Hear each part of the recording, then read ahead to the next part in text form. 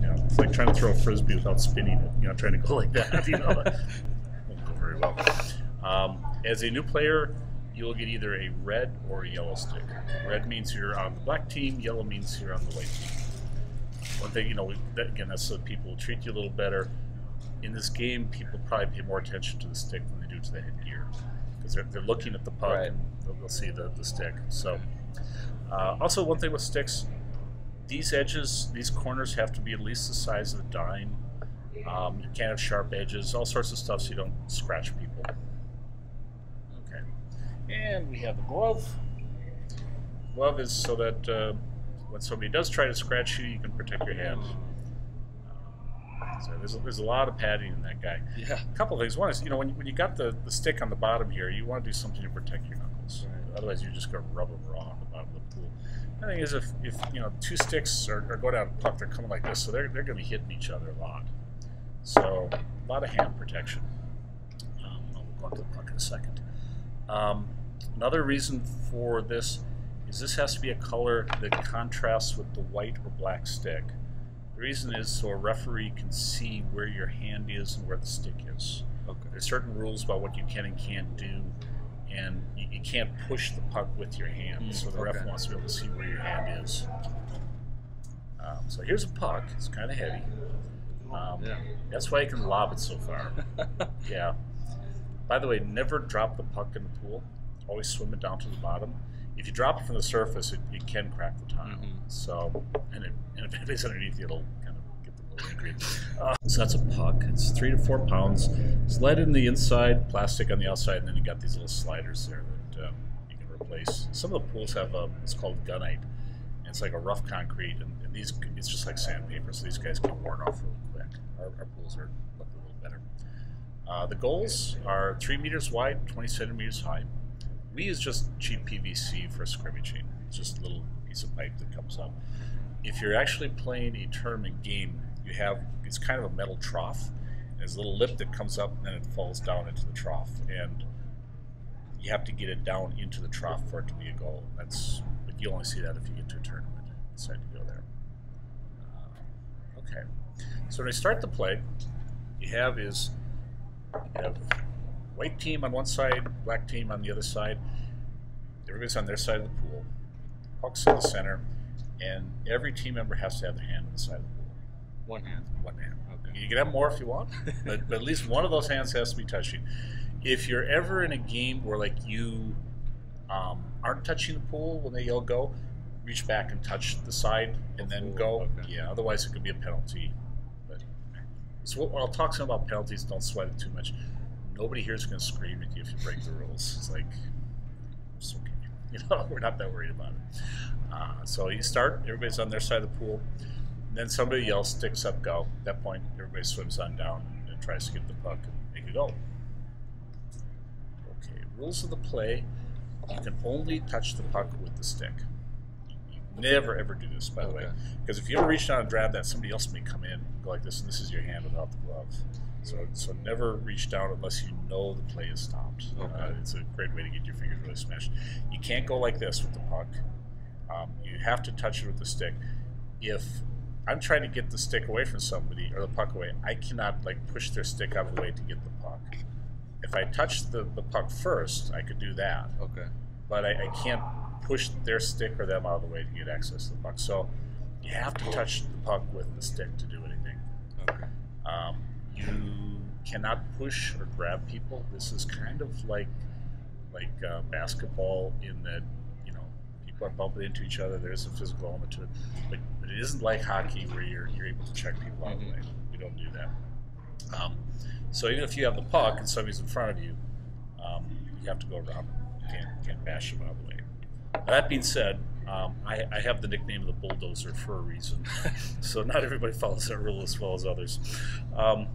And if I have the puck, I can't like hide the puck. I can't stop other people from getting at it.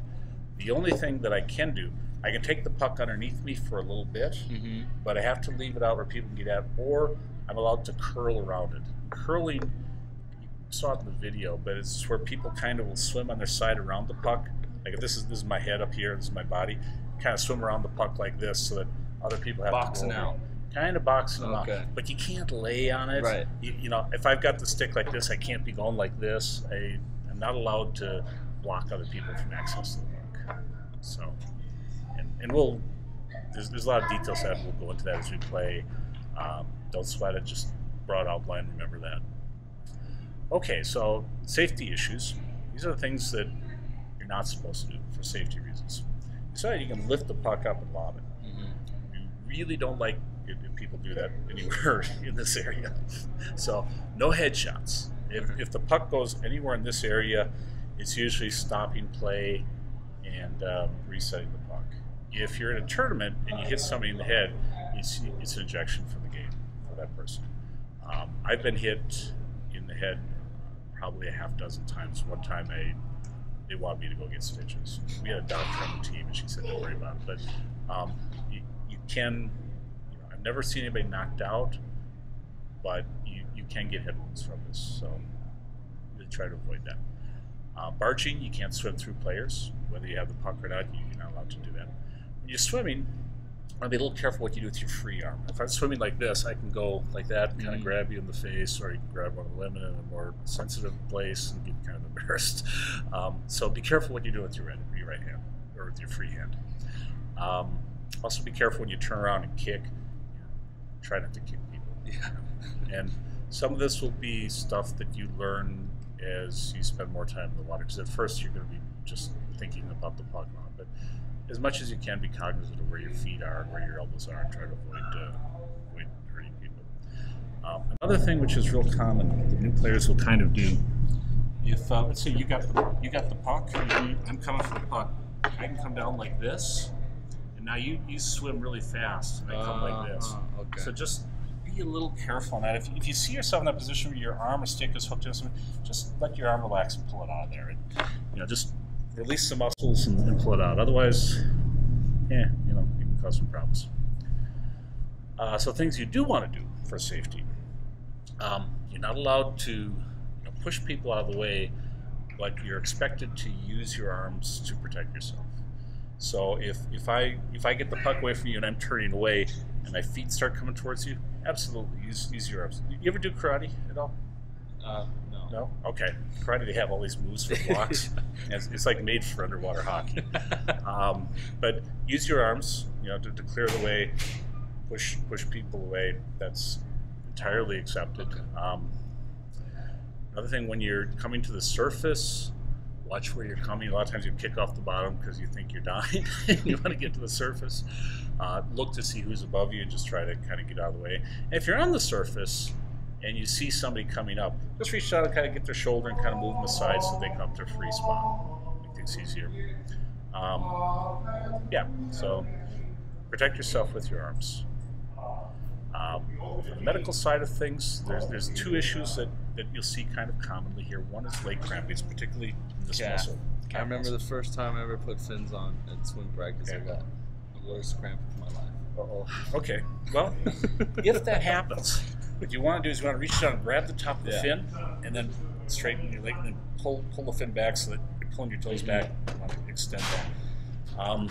If you continue to have problems, you might want to go in the shower and get some hot water on it. I know some people have had continual problems with leg cramping until they stopped drinking coffee on the day of hockey. One guy said he took magnesium, started taking magnesium and went away. So various issues you can do, but just be careful of leg cramping. Another is you're going to be going down to the bottom of the pool. This pool is 11.5 feet deep. The pressure is going to be going greater. So as you go down, the pressure outside your ears will be greater than the pressure inside your ears. You want to equalize that.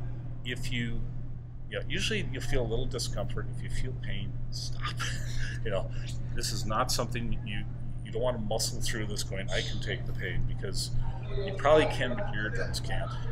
So if you feel pain, a real sharp pain, go back to the surface. If you're going down, what you want to do to avoid that pain is grab your nose and you just blow, and you hear your ears pop. That's opening your eustachian tubes, which runs from your throat up into your inner ear, and that allows the pressure to equalize. Just do that as much as you need to clear your ears. When you do this for a while, this is one of the things that hockey's really great at. It trains you to just do this unconsciously.